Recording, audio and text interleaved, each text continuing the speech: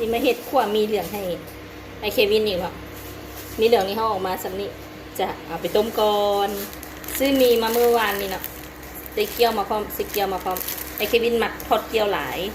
เดี๋ยวแม่ซีทอดเกี๊ยวให้ไอเควินน้ำน้อยนึงมื้อนี้จะเป็นขั่วมีใส่ซีหมูบดที่แม่เตรียมไว้เดี๋ยวมาเปิดเลย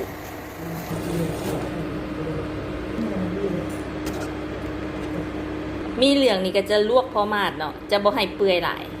ถ้าเส้นเปื่อยหลายแล้วเวลามากกว่ามันก็สิมุน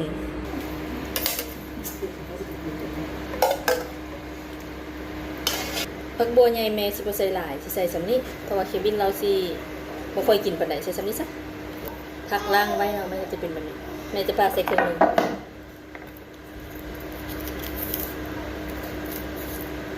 ครึ่งหน่อยจังได๋หมูสิบ่กินอีกช่วงนี้มันตัวนี้มันซีนบดแล้วเขาเอาเข้าห้องแข็งมันก็สิแข็งติดกันเลยแม่ก็สิซอยเขาก็สิมาซอยเพิ่มน้อยนึงเพื่อให้มันมุนออกจากกัน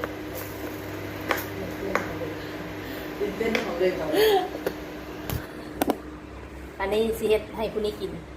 เอากีตาร์มาโซยให้กินข้าวเด้อจังเลยไม่เฮ็ดพวกมีแซ่บๆให้กินเด้อเพื่อนกำลังเฮ็ดก๋วยเตี๋ยวไฟมินิทก็ได้แล้วไฟมินิทนั่นละ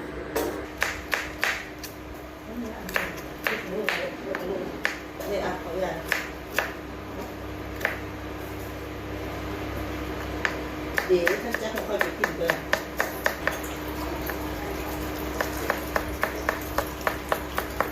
กระเทียม2 หัวใส่ให้มันมีกลิ่นหอมถ้าบ่ใส่กระเทียมกลิ่นมันสิบ่หอมบ่เป็นตาแซ่บ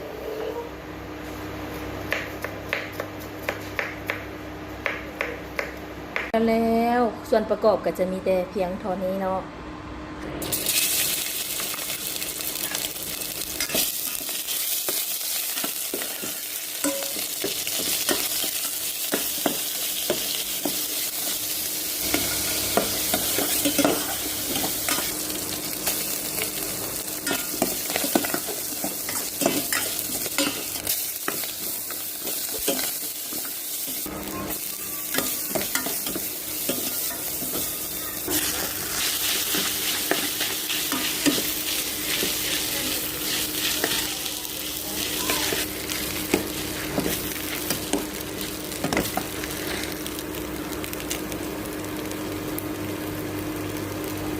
แล้วขวามีเหลืองพร้อมเสิร์ฟ